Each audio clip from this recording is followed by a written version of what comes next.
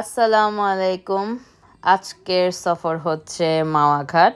ইলিশ মাছ খেতে যাব। বাবা আসো। আচ্ছা বাবা বাবা হাসো হাসো হাসো স্মাইল বাবা স্মাইল স্মাইল। এদিকে এদিকে হাসি এই যে বাংলাদেশে আসার আগেই প্ল্যান করে এসেছি যে মাওয়াঘাটে যাব। তো যাওয়ার পথে আমার দুলা ভাইয়ের বসুন্ধরার জায়গাটা পড়ে, তো ভাইয়া বলছিল ওইখানে নামার জন্য। তো আমরাও চাচ্ছিলাম একটু ভাইয়ার জায়গাটা দেখতে যেতে। তো এই তো ভাইয়ার বসুন্ধরা জায়গাতে চলে এসেছি। মাওয়াঘাটের দিকে যেতে গেলেই একদম অনেক প্রথমের দিকে ভাইয়ার বসুন্ধরার এই জায়গাটা পড়ে। তো দেখে অনেক ভালো লাগছিল, পুরো বাউন্ডারি দেওয়া, পুরো কমপ্লিট একটা জায়গা। তো আমরা দেখে ঠেকে এখন মাওয়ার পথে আবারও রওনা দিলাম, পদ্মা সেতু দেখতে যাব। তো আমরা প্ল্যান করে এসেছিলাম ফরিদপুরে গিয়ে আজকে ইলিশ মাছ খাবো। তো সেইটার জন্যই আসলে যে পদ্মা সেতুও দেখা হয়ে যাবে, আবার ফরিদপুরে আমরা ইলিশ মাছ খাবো। কারণ গতবার আমরা মাওয়াঘাটে খেয়েছিলাম মুন্সিগঞ্জে, তো এইবার ভেবেছি যে ফরিদপুরে খাবো। পদ্মা সেতুতে ওঠার সময় যে টোলটা দিতে হয় দেখলাম, যেতে 1300 এবং আসতে 1300, টোটাল 2600 টাকা তারা টোল ধরেছে। তো ফরিদপুরের ওই পারে গিয়ে আমরা আখের রস খেতে বসে গিয়েছি। এত গরম ছিল, এত গরম, কল্পনার বাহিরে। আখের রস দেখার পরে কন্ট্রোল করতে পারিনি যে না, আখের রস খেতেই হবে। তবে ফরিদপুরে ইলিশ মাছ খাওয়ার কোনো ভালো জায়গা নেই। একদম নামার পরে আমরা কোনো হোটেল পাচ্ছিলাম না।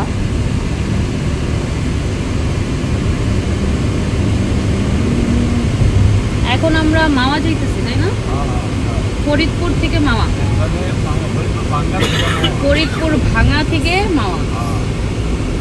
তো আমরা ফরিদপুর যেতে যেতে পুরো ভাঙা চলে গিয়েছিলাম, তারপরও কোনো হোটেল পাইনি ইলিশ মাছ খাওয়ার জন্য। তো আমরা এখন রিটার্ন করে আবারও মাওয়াঘাটের দিকে চলে আসছিলাম, কারণ মাওয়াঘাটের ওই দিকেই ভালো ভালো ইলিশ খাওয়ার হোটেল সবাই বলছিল। তো আবারও সেই পদ্মা সেতুতে উঠবো। খুবই ভালো করেছে পদ্মা সেতুটা, এটা বলতেই হবে। একদম খুবই সুন্দর করে নিট অ্যান্ড ক্লিন লাগছিল। আর পদ্মা সেতুতে নামা যাবে না, আমরা ভিতরে বলছিলাম যে একটু নামতে পারবো কিনা, বাট না, একদমই নামার কোনো অপশন নেই পদ্মা সেতুতে। আর চারপাশে দেখছিলাম যে একটু চরও পড়ে গিয়েছে। আসলে আমাদের মুন্সিগঞ্জের মধ্যে অ্যান্ড ফরিদপুরের কাছাকাছি এত সুন্দর একটা সেতু হয়েছে। তো তারপরে আমরা চলে গেলাম কুটুমবাড়ি রেস্টুরেন্টে। আব্বু আসলে যে কোনো জিনিস দামাদামি করাতে এক্সপার্ট, তাই মাছ দামাদামি করার জন্য আমার দুলাভাই আব্বুকে নিয়ে চলে গেছে যে আব্বু একদম ভালো করে মাছ দামাদামি করতে পারবে, কোনো ঠকবো না। আসলে আব্বুকে নিয়ে কোথাও গেলে এটা একটা প্লাস পয়েন্ট, আব্বু অনেক ভালো দাম করতে পারে, ঠকার কোনো চান্স নেই। তো যাই হোক, ওইদিকে আমরা মাছ সিলেক্ট করে দিয়ে দিলাম। এইদিকে আপনাদের আমি একটু কুটুমবাড়ি রেস্টুরেন্টটা দেখাই, রেস্টুরেন্টটা সুন্দর। এর আগের বার যখন মাওয়াঘাটে এসেছিলাম তখন আমরা শখের হাড়ি রেস্টুরেন্টে খেয়েছিলাম। তো এইবার ইচ্ছা ছিল যে নতুন আরেকটাতে খাবো, তো আমরা কুটুমবাড়ি রেস্টুরেন্টটা চুজ করলাম। ঢুকতে গেলে এরকম সুন্দর পানির একটা ফোয়ারা, আর ওরা বিভিন্ন জায়গায় ছবি তোলার জন্য খুব সুন্দর করে দোলনা রেখেছে, তারপর বসার জন্য অনেক টাইপের জিনিস রেখেছে, খুব ভালো ভালো ছবি তোলা যাবে। আমরা অনেক ছবি তুলছিলাম, ঘেমে একদম একাকার, গরমে, তারপরও অনেক ছবি তুলেছি। আজমি আমাদের ছবি তুলে দিচ্ছিল। তারপরে এই তো চলে আসলাম যেখানে মাছ কাটা হবে, আর আমরা আলাদা করে সরিষার তেল কিনে নিয়েছি। আমার বোনের হাজব্যান্ড এভরিথিং আসলে করেছে, ট্রিটটা তার পক্ষ থেকেই ছিল।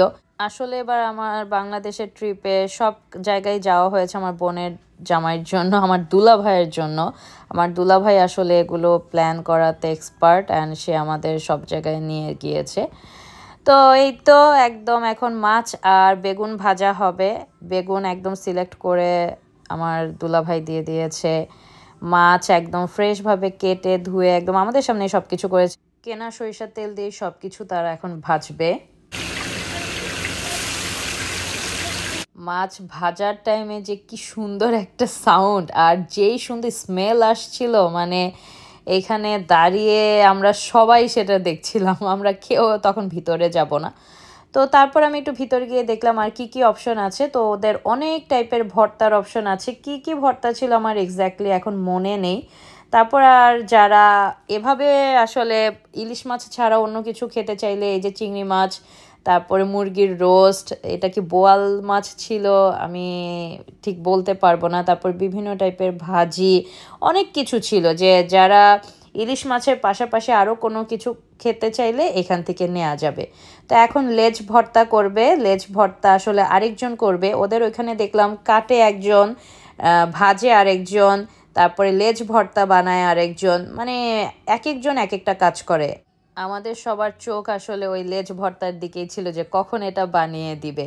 তারপরে এই তো ফ্রেশ ফ্রেশ বেগুন ভেজে তারা দিয়ে দিয়েছে, আর এই যে ইলিশ মাছের উপরে একদম গরম গরম মরিচ ভেজে দিয়ে দিয়েছে, আর ভাত, ডালও নেওয়া হয়েছে। আমরা কয়েক পদের ভর্তাও নিয়েছি। আমরা আসলে চাচ্ছিলাম ইলিশ মাছ দিয়ে বেগুন ভাজা দিয়ে আর ভর্তা দিয়ে সাদা গরম গরম ভাত এনজয় করার জন্য। তো এইখান থেকে ভর্তা নিলে সিস্টেমটা হচ্ছে আপনারা যে কয়টা ভর্তা নেবেন সেই কয়টার পে করতে হবে, বাকিগুলো তারা রিটার্ন করে নিয়ে যাবে। তো আমরা সবাই ঝাঁপিয়ে পড়েছি খাবারের জন্য। আসলে আমাদের যেতে যেতে বিকেল 4টা বেজে গিয়েছে, এর জন্য মানুষ একটু কম ছিল, ভালো হয়েছে। আর ভিতরে এসি ছিল, তো আমরা এসির ওইখানে গিয়ে বসেছি। তারা একদম প্রপার সার্ভ করছিল, সার্ভিস খুবই ভালো।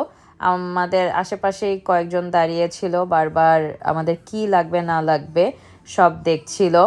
আর আমাদের সাথে আমাদের ড্রাইভারটাকেও বসিয়ে দিয়েছি, উনিও আমাদের সাথে বসে বসে খাচ্ছিল।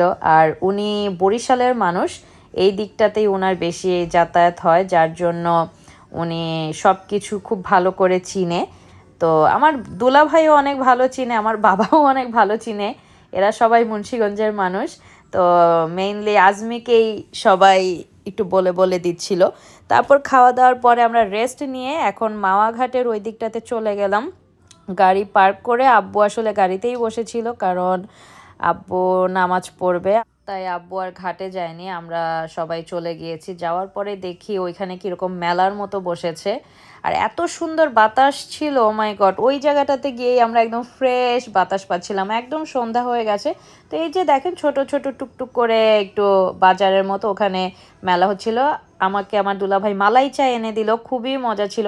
তারপর না এই ফুচকার দোকান ছিল অনেকগুলো, এই ফুচকার দোকানটা দেখে আমার খুব ভালো লাগলো। আমার মনে হলো যে না আমি একটু ফুচকা খাই, কারণ বাংলাদেশে যাওয়ার পরে আমার একদিনও ফুচকা খাওয়া হয় নাই। এত বেশি অসুস্থ ছিলাম আর এত বেশি ব্যস্ত ছিলাম, যার জন্য আসলে ফুচকাটাই খাওয়া হয়নি, ফুচকাই খাওয়া বাচ্চা। তাকাও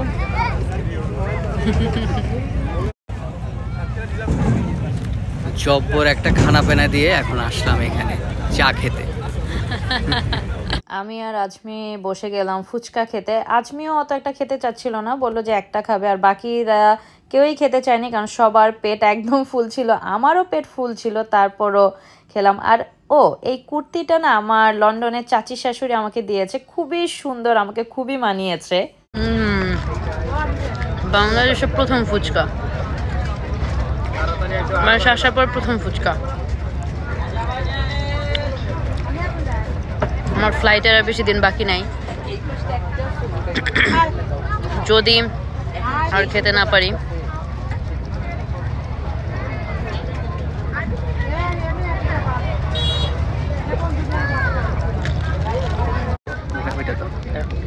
আজমি ফুচকাটা ট্রাই করো, ইউ উইল লাভ ইট। দেখা যাক সরি নাকি। ওয়েট ওয়েট ওয়েট ওয়েট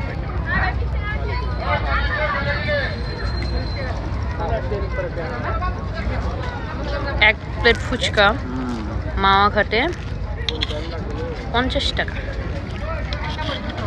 তো ওয়ার্থ ইট, মজা লাগবেই তো এখানে। আর এটা তো বিজনেস। তো সারাদিন পরে আমরা বাসার উদ্দেশ্যে রওনা দিলাম। আজকের ভিডিওটা এই পর্যন্তই। আল্লাহ হাফিজ, আসসালামু আলাইকুম।